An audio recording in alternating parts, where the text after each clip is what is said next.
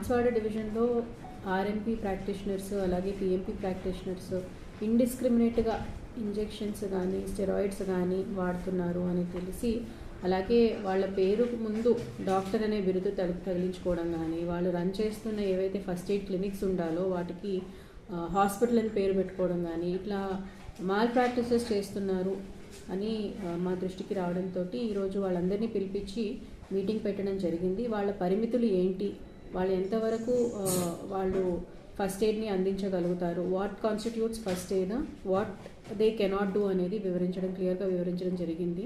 So వాళ్ళు most backward ఏరియాస్కి కూడా వైద్యాన్ని అందించే పొజిషన్లో ఉన్నారు కాబట్టి ఏదైతే డాక్టర్స్ ప్రిస్క్రైబ్ చేస్తారో దాన్ని ఇంప్లిమెంట్ మాత్రం వాళ్ళు చేయొచ్చు, అట్లాగే ఫస్ట్ ఎయిడ్ మాత్రం వాళ్ళు చేయొచ్చు.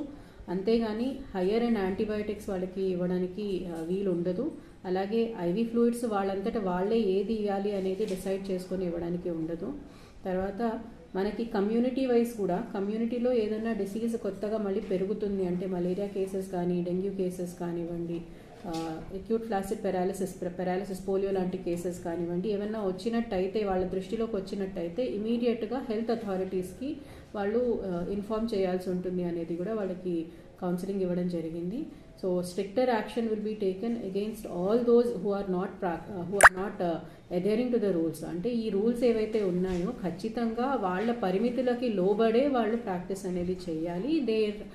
వాళ్ళు రన్ చేస్తున్న క్లినిక్స్ ఏవైతే ఉంటాయో ఫస్ట్ ఎయిడ్ కోసం మాత్రమే పనిచేయాలి. అంతేగాని వాళ్ళ ఓన్గా ఇంజెక్షన్స్ ఇవ్వడానికి, ఓన్గా ఐవీ ఫ్లూయిడ్స్ ఇవ్వడానికి వీలు లేదు. Under doctors guidance only.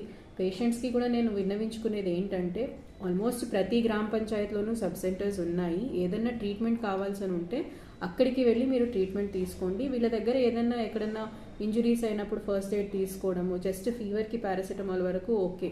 కానీ అంతకు మించి ఐవీ ఫ్లూయిడ్స్ చాలా వరకు నాకు తెలిసినంత వరకు ఐవీ ఫ్లూయిడ్స్ కోసము వెళ్తూ ఉంటారు. అంటే నాకు వీక్నెస్ వస్తుంది, నాకు సెలైన్ ఎక్కిస్తే బాగుంటుంది అనే ఉద్దేశంతో ప్రాక్టీషనర్స్ దగ్గరికి వెళ్తూ ఉంటారు.